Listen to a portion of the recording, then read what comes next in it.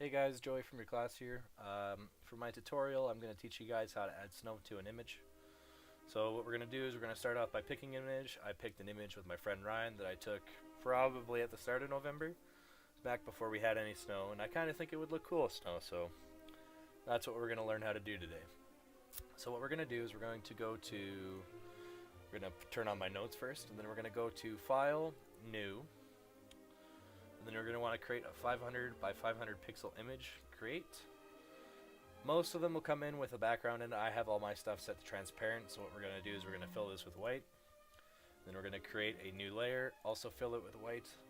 We're going to grab our ellipse, marquee tool, shift control, create a circle. We're going to flip these colors, and then we're going to fill it in. Control or Command D to deselect. Go back to our marquee tool, create a smaller circle up in the top left here. Doesn't have to be perfect. Fill it in, Control or Command D. So this is kind of the general thing that we're going to use for our snow brush. We're going to go to Edit, Define Brush Preset, and we're going to name it Snow. At this point, we're going to go back to our other image. We're going to flip this around so we get a white snow, not a black snow. We're going to go to our brush. We're going to go here, and then all your brush presets will come at the very bottom, your new ones. So we're going to click on that, and then we're going to click on our background so we can actually use it. We get this kind of ball shape. We don't really want this because this really isn't snow. So what we're going to do is we're going to get rid of that, and we're going to go to Window, Brush, and then in here we're going to go to Shape Dynamics. We're going to up the size jitter so it begins to look like snow. We're going to change the angle so it randomizes the angle. And then we're going to change the roundness, not all the way up because you get these little oval shapes that look like rice, and snow isn't exactly rice. It's kind of more of a round shape. So what we're going to do is put that at around 85. And then we're going to change the minimum roundness to around 85 as well. So at this point we get this kind of almost snow, almost what we want kind of shape going on here. At this point we're going to go to scattering. Both axes will be turned on. We're going to turn the scattering all the way up so it's completely random now, and it'll change every time you place the brush. It'll change the way that it's placed. So that's kind of the snow brush that we have. This is like a very basic snow. What we're going to do to make it kind of better is we're going to create a bunch of layers, and then we're going to name one Snow 1, Snow 2, and Snow 3. So what we're going to do with these layers is we're going to layer the snow so it looks like it's going farther away. So the first one will be really close to you. It'll look like it's directly in front of the camera. Snow 2 will be directly in front of the camera and where the subject is, and Snow 3 will kind of be around and behind the subject.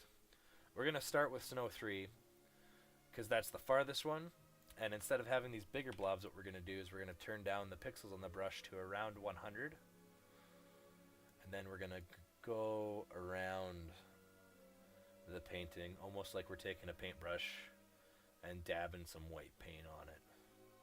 We're going to want to make sure we get some of these corners, because otherwise it looks very random. Snow 2, this will be in between the subject and you. We're going to buff this up to around 200.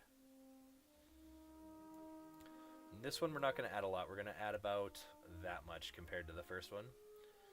And then Snow 1, where we want really big snowflakes, so we're going to go around 400. Add that in there, but just like a little bit. You don't want to add a lot. I know I kind of got a lot on there, but what we're going to do to fix that is we're going to move this around. We're going to click on the actual layer. We're going to move this around so it's not too much directly on the subject. And we're just going to check all the layers so they're not like that. And then this one, we don't need too many. So at this point we're going to make them invisible again. Go to layer 3, and then for the back layer we're going to add a blur. We're going to add a Gaussian blur, and we're gonna add it at 2 pixels. So it's not too much. If you add it too much, it'll go away. You won't make it look like it's actually there. And then we're going to go to our next layer.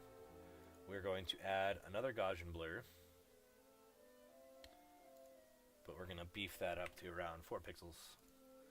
So you get kind of a nice effect going on here.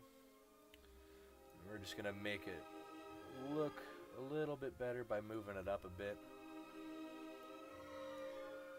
This is what I mean. Like even at the top here, you can kind of see where there's not a lot of snow coming down. So we're just going to move our second layer up into that area. And then Snow 3, same premise.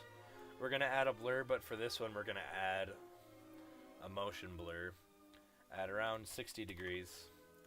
And I'm using 25 pixels for this. You guys can make them bigger, smaller, however you want it, but 25 pixels to me looks okay.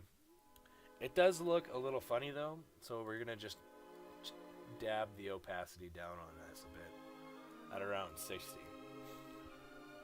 So you get this kind of feeling of snow falling. That's like the base premise of what I'm trying to teach you guys here. And I think it looks pretty neat. I had a lot of fun learning this, and I hope you guys had a lot of fun learning this. Hope you guys' finals are going to go well. Enjoy the rest of the semester, guys.